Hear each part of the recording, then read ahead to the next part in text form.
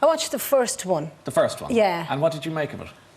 Well, obviously, and in all fairness, I loved the start. I loved the yes-no answers. Yeah. And that stunned me, that he just, instead of waffling, or instead of I've had 500 tests, or instead of talking like a politician, he spoke straight and said yes or no. Right. And that was a huge revelation. It kind of went downhill from there. Do you know what I mean? What did you make of the body language and the smirk? And the sneer and the thing. It was like, oh, Lance, you needed more practice. Do you know what I mean? It was like, Lance, maybe I should have put something in your eyes to make him a bit weepy or something. Did you think he was contrite? Do you think he was sorry? I think, he's sorry he got caught and he's sorry he can't compete. Two very different things to... But he's not sorry. You don't think so? Not at all. No. No, that wasn't the body language, the verbal language, anything of a contrite man. It was the language of a man who's lost $75 million in one day. I have to use more, I'm afraid, profanities, unfortunately, because the reason you're involved in the story is because he referred to you at one point as being an alcoholic whore.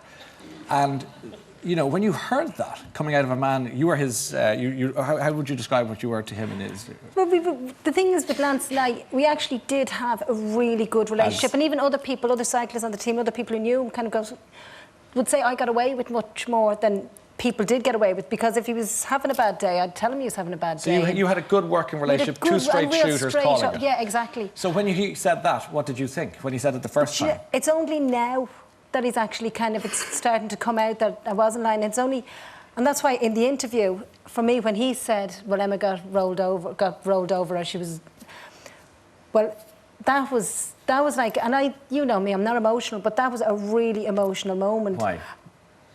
Because he actually told the truth there. Do you know what I mean? That I was one of those that got bullied and pushed over, and I had been telling the truth. For him to actually go and tell the world that I was telling the truth, it was only then did I realise how much it had actually hurt me, him calling me the alcoholic. Whatever. However I want, you don't have to say it again. But can I just ask you one before, David? I'm happy to come back to you in a moment, but if I may, he said in the interview with Oprah Winfrey that he had attempted to reach out to you. What did that mean in reality? In reality, he phoned me, but it was a missed call. Okay. And then sent me a text saying, Emma, it's Lance, will you give me a call, please? Thanks. And you thought when you read that? One, the please and thanks, I thought, he's really in trouble. if it is him. And two, I was going to send him a jokey text back on, this can't be Lance. Lance only gets in touch with me through his lawyers. You know what I mean? Because he did try to... Did he sue you? He sued, well, myself and David as named defendants for £1 million. But one thing I have to say too, that's when I got the text, because my coverage at home is quite bad, and so I'd seen the missed call that night, and then the following morning when I went into work I noticed the text. Yeah.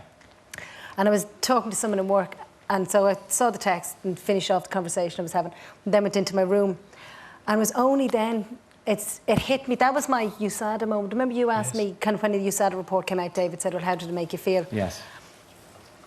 It was still really flat, it was really anticlimactic, but getting that text, that's when I realised just how much he had hurt and he had wounded me. It just... By calling those names, do you know what I mean? And especially because Lance and I would have conversations.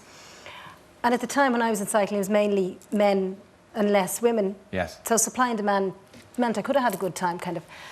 And I'd behave. We would have conversations like this over the massage table, and we'd be both puritanical moralists kind of giving a massage, yeah, how good are we? And for him to attack me in that way, that really, really hurt. But it's only in the past week have I realised just how much.